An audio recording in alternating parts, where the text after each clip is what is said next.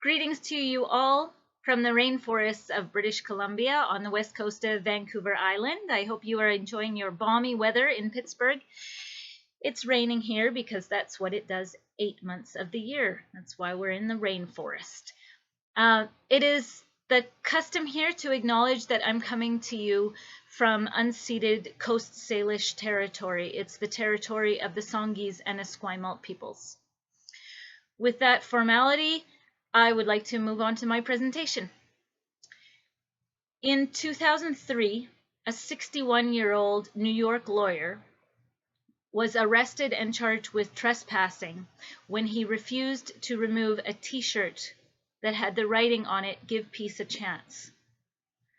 He was shopping in an Albany, New York shopping mall at the time. The case was later dismissed. The charges were dropped. However, the New York Civil Liberties Union took his case to court, saying that his rights to free expression had been violated by the mall. However, the Supreme Court of the United States did not agree. They maintained that he did not have the right to free expression inside this private space. Although malls are privately owned, they often house public services such as post offices, driver's licensing offices, and they can even house early polling stations. In addition, they serve many of the functions of a traditional town square, like hosting political events.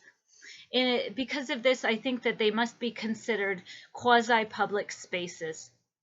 Thinking about how much time the average American spends in these quasi-public spaces, I think that it's important that we examine free speech rights within these spaces.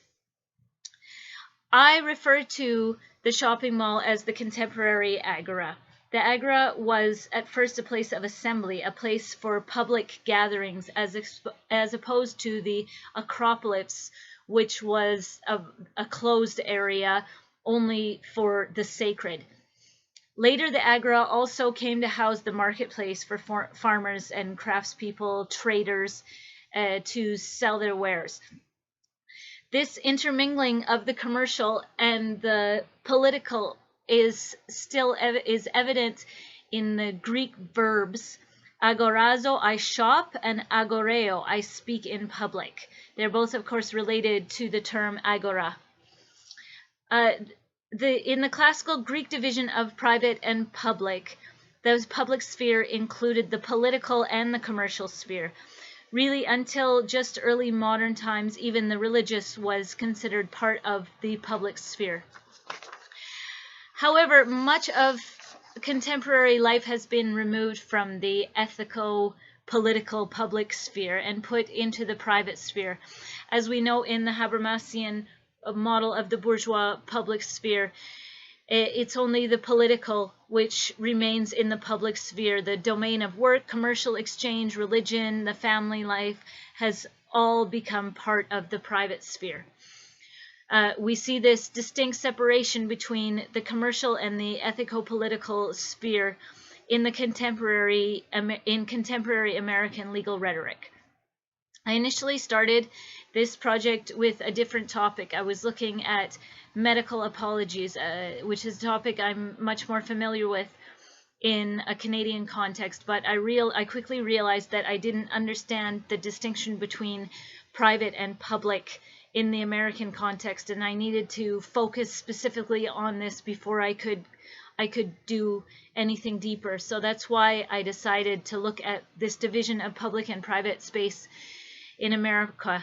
My question really became, in a neoliberal era when power is shifting from the nation state to private corporations, how is public space defined, and what does this do to our conceptions of free speech? So I decided I would focus on this contested space of the shopping mall, or the modern Agora. My conclusion really is that unlike countries like Canada, Sweden, or Germany, where we still spend much of our time in purely public spaces, our libraries, community centers, universities, gymnasiums even remain fully public. This is not the case in America. And this has significant repercussions for free speech rights. Here in America, people go to private universities, go to private hospitals, private libraries, private fitness centers, and in these spaces, of course, their free speech rights are limited. It's therefore particularly important that Americans re-examine the role of free speech in these quasi-public spaces, which are taking over the role of the public sphere in this increasingly neoliberal country. Thank you all very much for listening. I should be, if you've made the connection, I should be on the phone ready to take any questions. Thank you very much, and happy holidays to you all.